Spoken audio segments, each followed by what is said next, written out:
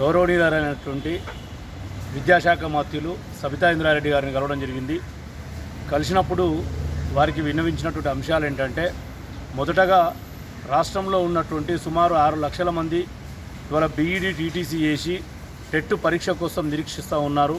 వెంటనే టెట్ పరీక్ష నిర్వహించమని, అదేవిధంగా ప్రైవేట్ స్కూళ్ళల్లో ప్రైవేట్ కళాశాలల్లో పనిచేస్తున్నటువంటి వాళ్లకు యాజమాన్యాలు వేతనాలు ఇవ్వకుండా ఇవాళ విధుల్లోకి కూడా తీసుకోలే కాబట్టి వీరిచ్చినటువంటి 45 జీవోను వెంటనే కఠినంగా అమలు చేసే విధంగా ఆయా యాజమాన్యాలను ఆదేశించాలని ఒక విన్నపము.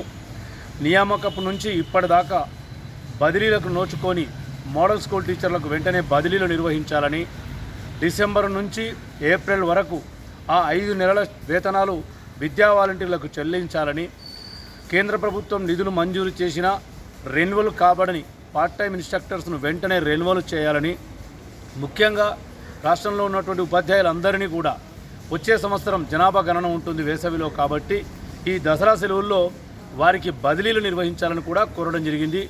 ఇక రాష్ట్రంలో ఉన్నటువంటి గెస్ట్ లెక్చరర్లందరినీ కూడా రెన్యువల్ చేయాలి. ఇలా ఆన్లైన్ తరగతులు ప్రారంభమైనాయి. ఆ యొక్క కళాశాలలో చదువుతున్నటువంటి విద్యార్థులకు అనుమానాలు వచ్చినా లేదా సబ్జెక్టు పరమైనటువంటి సూచనలు చేయడానికి రాష్ట్రంలో 1672 మంది గెస్ట్ లెక్చరర్లను ఇవాళ రెన్యువల్ చేయకపోవడం వల్ల నష్టం వాటిల్లుతుంది.